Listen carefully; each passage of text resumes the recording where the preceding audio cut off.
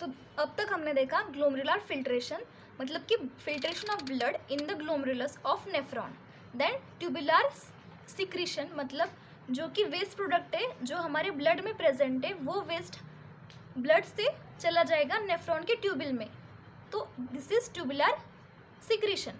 And tubular reabsorption is जो कि useful substances, जैसे कि देखो ग्लूकोज, अमाइनो एसिड, इलेक्ट्रोलाइट्स, ये सब जो सब्सटेंस है वो रीएब्जॉर्ब होंगे कहाँ से, नेफ्रॉन के ट्यूबुल से इन द ब्लड। तो ये आ गए 3 स्टेप्स। अब देखते हैं ग्लोमेरुलर फिल्ट्रेशन में क्या बताएं। देखो, तो glomerular filtration is the process by which blood is filtered while passing through glomerular capillary by filtration membrane.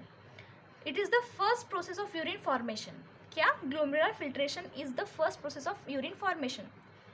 Structure of filtration membrane is well situated for filtration.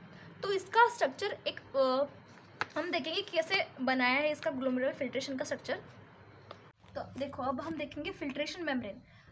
तो glomerular filtration membrane of glomerulus. तो glomerulus में 3 type की filtration membrane रहती है। सबसे पहले glomerular capillary membrane. तो इसमें क्या कहा है, this is formed by single layer of endothelial cells which are attached to the basement membrane.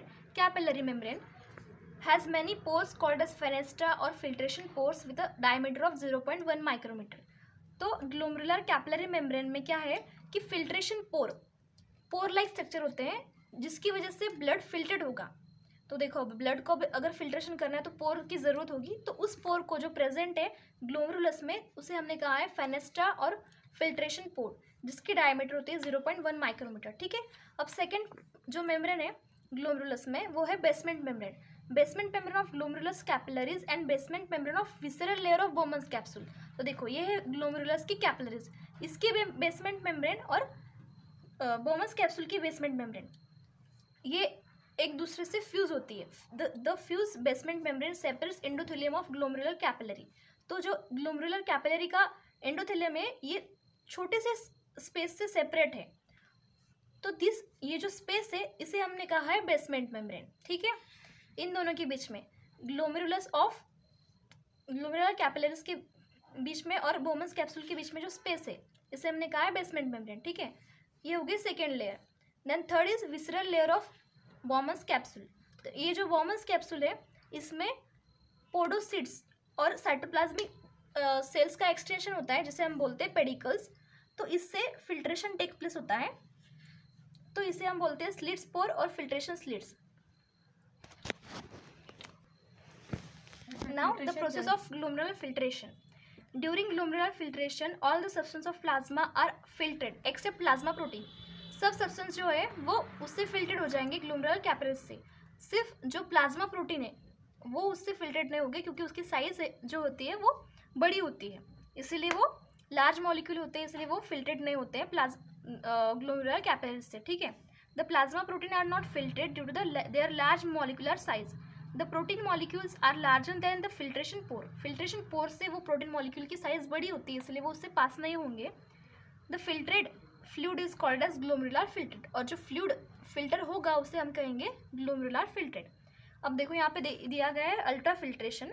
तो अल्ट्रा फिल्ट्रेशन क्या होता है? Glomerular filtration is called as ultra filtration because even the minute particle is फिल्ट्रेड।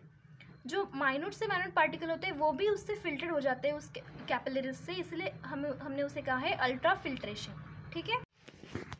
तो second step is tubular reabsorption. तो tubular reabsorption में क्या होता है? तो देखो, ये है रीनल ट्यूब्यूल, मतलब ये है नेफ्रॉन की ट्यूब्यूल, और ये है वासा रेक्टा, कैपिलरीज ऑफ ब्लड। ठीक है। तो इन दोनों में एक्सचेंज होगा। तो ट्यूबुलर रीएब्जॉर्प्शन में क्या होता है कि जो यूजफुल प्रोडक्ट्स है जैसे कि अमाइनो एसिड हो गया, ग्लूकोज हो गया या इलेक्ट्रोलाइट्स हो गए, तो ये जो है ये नेफ्रॉन की ट्यूबुल में, मतलब रीनल ट्यूबुल में जो आए हैं सब्सटेंसेस जो कि यूजफुल है हमारे बॉडी के लिए, वो यहाँ से रीअब्जॉर्ब होंगे और वो जाएंगे ब्लड वेसल्स में। तो this process is called as tubular reabsorption. Then tubular secretion.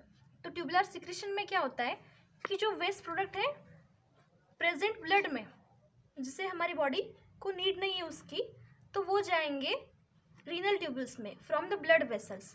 तो इसे हम कहेंगे ट्यूबुलर सिक्रीशन। ठीक है। रीअब्जॉर्प्शन। तो tubular reabsorption is also called as selective reabsorption क्योंकि देखो, tubular reabsorption is known as selective reabsorption because tubular cells reabsorb only the substance necessary for the body. जो हमारी बॉडी के लिए यूजफुल सब्सटेंस है वही वो रीअब्जॉर्ब करेंगे, इसलिए हमने इसे कहा है सिलेक्टिव रीअब्जॉर्प्शन।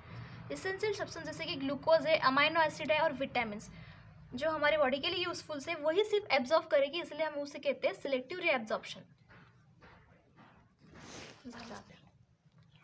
ट्यूबुलर सिक्रीशन, तो थर्ड स्टेप क्या है? Tubular secretion is the process by which the substance are transported from blood into renal tubule. जो वेस्ट प्रोडक्ट है जो ब्लड में प्रेजेंट है वो कहाँ जा रहा है? ब्लड से जा रहा है रिनल ट्यूबल्स में, नेफ्रॉन की ट्यूबल्स में। It is also called as tubular excretion, तो इसे ट्यूबुलर एक्सक्रीशन भी कहते हैं। In addition to reabsorption from renal tubules, some substances are also secreted into the lumen from the peritubular capillaries through the tubular epithelial cells. Then diphenol red was the first substance found to be secreted in the renal tubule.